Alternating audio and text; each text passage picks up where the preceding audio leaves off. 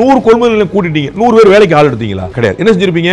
விளைச்சல் இல்லாத கடலூர்ல இருந்து 2 பேர் அனுப்பியிருப்பீங்க, ராமநாதபுரத்துல 2 பேர் அனுப்பிங்க, திருநெல்வேலியில 2 பேர் அனுப்பி, அப்படித்தானே வந்து நிக்க முடியும். அது எப்படி பத்தும்? அவர் எத்தனை மாசம் அங்க இருப்பாரு? அதைத்தான் முன் தயாரிப்பு இல்லைன்னு நான் சொல்லுவேன். நீங்க வந்து இது எதுவுமே எனக்கு வேண்டாம்னு சொல்ல, எனக்கு ஒன்றும் விவசாயிகள் வருத்தப்பட மாட்டாங்க. இது எதுவுமே இல்லை விவசாயி. ஏன்னா விவசாயி வந்து அவர்களுக்கு ஏமாற்றமோ பணம் போதுமான வராததோ, அவர்களுக்கு வந்து நெல் பாலாறதோ புதுசுல நிறைய பார்த்துட்டாங்க. அவர்களுக்கு என்ன சின்ன ஆறுதல் கொடுத்துருக்கலாம், நெல்லை வாங்கி நீங்க குடல வச்சீங்கன்னா முடிஞ்சு. அவர் கீழே பெயிண்ட் எழுதிட்டு RK MK SR போட்டு அவர் இன்சியல போட்டு உட்கார்ந்துருக்க போறாங்க. ஒரு மாசம் கழிச்சு பண்ணிக்கங்க. ஏடா அப்படி நீங்க குடோன் இருக்குது அவங்கள்ட்ட கேட்கிறேன். எத்தனை வருஷமா ஆட்சியில் இருக்கீங்க? இந்த 4 வருஷம் தான் திமுக பேச போதா? திமுக தானங்க 60 வருஷமா ஆட்சியில் இருக்கீங்க. 67ல இருந்து ஆட்சியில் இருக்கக்கூடிய ஒரு இயக்கங்கள் வந்து இன்னும் கொள்முதல் நிலையங்கள் இல்லைன்னு சொல்லிட்டு என்ன அர்த்தம்? கொள்முதல் நிலையம் வேண்டாம், குடோன் கிடையாதா? குடோன் உங்கள்கிட்ட வேண்டாம், 4 பேர்ட்ட வாங்கி வைக்க முடியாதா? அவங்களுக்கு வாடகை கொடுக்க முடியாதா? இது என்ன கேள்வி? அப்ப இதுதானே முன் தயாரிப்பு இல்லைன்னு சொல்றாங்க. விவசாயிகளுக்கு எந்த பாதிப்பும் இருக்காதுங்க. அவங்களுக்கு 15 நாள் காசு கொடுங்க, கழிச்சு கொடுங்க, வாங்கிப்பாங்க. ஒரு 2 ரூபா கம்மியா கொடுங்க, வாங்கிப்பாங்க. நம்ம பார்த்துருக்கோம், எல்லாரும் கமிஷன் வாங்கிட்டு மூட்டைக்கு எடை போடுறதுக்கே வாங்கிட்டு இருக்காங்க, கண்ணோட பார்த்துருக்கோம். அதெல்லாம் அவங்க சகிச்சுக்கிறாங்க. வாங்கின நெல் பாழாயிரம்னு என்னத்துக்கு அர்த்தம்? அது வந்து அரசாங்கத்துக்கும் போல, வீட்டுக்கும் வரல, நடுவில் வந்து பாழாது. இதுதான் ஜீர்ணிக்க. வெள்ளத்துல இருந்து காப்பாத்தியாச்சு, மழையில இருந்து காப்பாத்தியாச்சு, அறுவடை முடிச்சாச்சு, கொண்டு வந்து எடைக்கு போடுன, அங்க வந்து அடிச்சுட்டு போகணும் என்ன அர்த்தம்?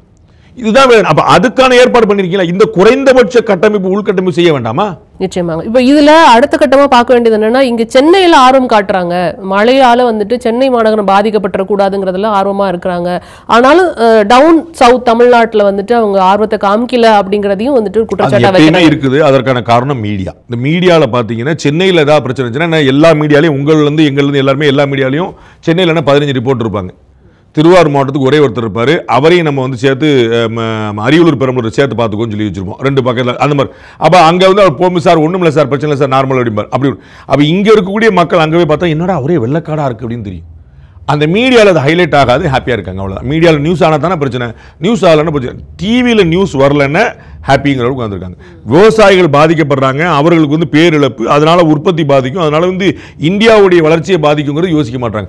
நாம் அதிகமாக உற்பத்தி பண்ணுவோம், அதிகமாக கொள்முதல் பண்ணுவோம், அதிகமாக மத்திய அரசு கொடுப்போம், மத்திய அரசு அதிகமாக ஏற்றுமதி பண்ணட்டும், ஒட்டுமொத்த பொருளாதாரம் வளருங்கிற சென்ஸ் நமக்கு இருக்கணும்.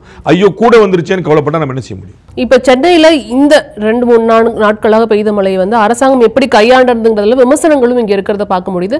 ஆங்காங்கே தண்ணீர் தேங்கியது, ஆனால் இங்க பெரிய பாதிப்பு இல்லை. அரசுக்கு வந்து இறைவனுடைய கருணை வந்து இன்னைக்கு வரைக்கும் கரெக்டா இருக்குன்னு பார்க்குறேன். அது என்னன்னா, பெஞ்சிட்டு இருக்கிற மழை பெரிய மழை தான், ஆனால் ரொம்ப நல்ல விதமா, அதிர்ஷ்டவசமா, எல்லாருக்கும் நல்ல விதமா, திமுக அரசுக்கு மட்டும் இல்லை நமக்கும் எல்லாருக்குமே சேர்த்து தான் விட்டு விட்டு விட்டு பெய்யுது. ஸோ அந்த தண்ணி வடிகிறதுக்கு ஸ்பேஸ் கிடைக்குது. இந்த மேக வெடிப்பு மாதிரி இப்போ வந்து ஒரு பேச்சுக்கு வந்து ஒரு 2 TMC பெய்யுதுன்னு வச்சுக்கோங்க, மழை 2 TMC மழை போகுது, மழை தண்ணி போகுதுன்னு, அந்த 2 TMC ஒரே நேரத்தில் வெடிச்சது அப்படின்னா அது வந்து வெள்ளக்காடாக மாறிடுது. Behind Notes Beyond the News with Rangaraj Pandey. Title sponsor GT Holidays, South India's #1 travel brand. Powered by Saubhagya Home and Kitchen Appliances. Ranacon Rapid Wall Panel. சுவர்கள் உயரட்டும், கனவுகள் வளரட்டும்.